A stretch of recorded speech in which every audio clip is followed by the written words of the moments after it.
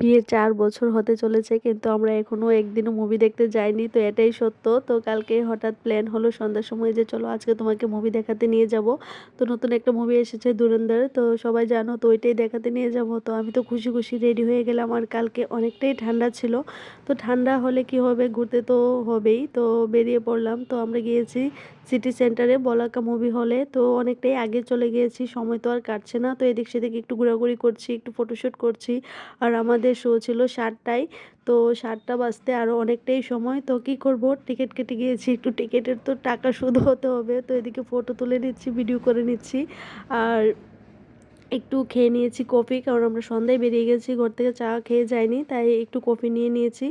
আর জানো কফির এতটা দাম নিয়েছে কি বলবো, তো আমরা ভাবিনি এত টাকা নেবে। তো যারা যারা খেয়েছো তোমরা অবশ্যই জানো, আমি বলবো না কত টাকা নিয়েছে, তোমরা গিয়ে খেয়ে দেখবে। তারপরে এদিকে কফি খেয়ে নিচ্ছি আর করে নিচ্ছি একটু ফটোশ্যুট ভিডিও। তারপর কি করব, সময় তো আর কাটছে না। তো তারপরে মুভি শুরু হয়ে গেছে।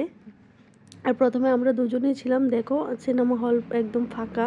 তো তারপরে আস্তে আস্তে লোকজন আসতে শুরু করলো। আর সত্যি মুভিটা অনেকটা ভালো ছিল।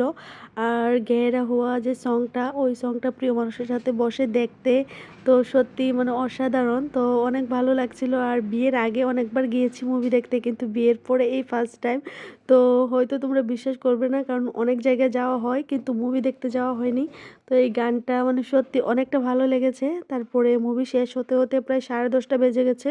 আর এতটা কুয়াশা পড়ছিল, তো ঘরে আসতে আসতে আমাদের প্রায় 11টা বেজে গেছে। তো তোমরা অবশ্যই যাবে, গিয়ে ধুরন্ধর দেখে আসবে। তো আজকেও মনে হয় থাকবে, কয়টা শো থাকবে জানি না। তোমরা খোঁজ নিয়ে গিয়ে দেখে আসবে, অনেকটাই সুন্দর মুভিটা। তো আমাদের তো অনেক ভালো লেগেছে। তারপরে আমরা ঘরে চলে এসেছি। তো অবশ্যই যাবে, গিয়ে দেখবে। তো টাটা, সবাই ভালো থেকো, সুস্থ থেকো।